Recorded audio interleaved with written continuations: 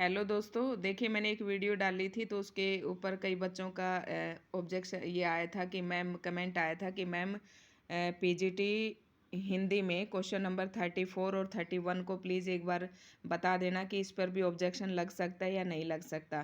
तो देखिए बच्चे, मैंने डिक्शनरी भी देखी है और कई बुक्स से मैंने एक बार पड़ताल किया और वैसे मुझे इसका पता ही था, लेकिन फिर भी मैंने डिक्शनरी से वेरीफाई किया और पता भी लगाया। तो इसमें देखिए ये जो गरुड़ है, ये इस आंसर की में दूसरा ही ऑप्शन दिया गया है और दूसरा बिल्कुल सही है।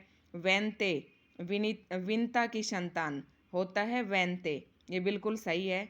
कामारी होता है काम का शत्रु, जो कि शिव का पर्यायवाची है, ये बिल्कुल ये भी ठीक है। और काक हम कौवे को कहते हैं, चाहे कौवा कह दो चाहे वायस कह दो।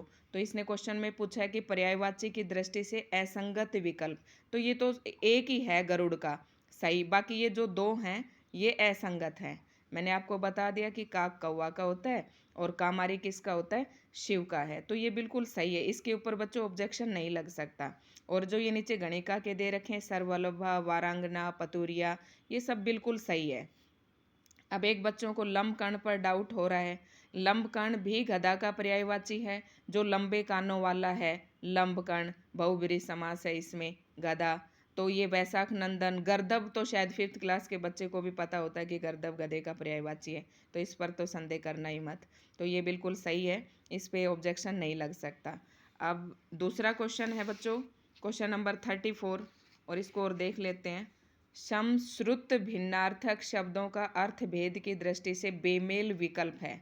बच्चों इसने बेमेल विकल्प कहा है, तो देखिए स देहे, धे सहित, स लगा रखा है, धे सहित बिल्कुल सही है। संदेह, संशय या कोई भ्रम, ये भी बिल्कुल सही है, ये बेमेल नहीं है, दोनों सही हैं। सुवन पुत्र का होता है, कन्फर्म है, 100% है, सुवन पुत्र का ही होता है, सुमन फूल को कहते हैं। अब ये आ जाइए, कई बच्चों को इसके ऊपर डाउट है। स्वजन, स्वजन, स्वजन मतलब अपने सगे या बंधु कह दो।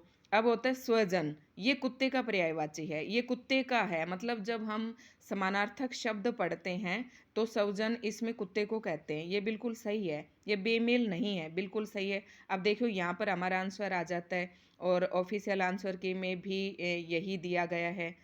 आंसर की जो ड्राफ्ट आंसर की आई है उसमें भी यही है और ये बिल्कुल सही है, इस पर ऑब्जेक्शन नहीं लग सकता। क्यों नहीं लग सकता, मैं आपको बताती हूँ। देखिए सुकृति, सुकृति का मतलब होता है, देखिए यहाँ मैंने आपके लिए लिख दिया है, सुकृति, कृति अगर बड़ी ई की मात्रा है तय के ऊपर, सुकृति तो होता है शिक्षित, पुण्यवान, भला काम करने वाला, कुशल या दक्ष। तो आप ये देखिए सुकृति, बड़ी कृति का मतलब होता है पुण्यवान, और इसमें लिख कहाँ दिया, पुण्यवान किस में लिख दिया, इस सुकृति में लिख दिया। इस सुकृति का मतलब होता है कार्य या सत्कर्म, तो इन्होंने इसका ये आंसर होगा और इसका ये आंसर होगा, इसलिए ये दोनों बेमेल हैं और ये बिल्कुल सही है। तो बच्चों इस पर भी ऑब्जेक्शन नहीं लग सकता। आप कहीं और देखिए, अपना नंबर कहीं और ढूंढिए।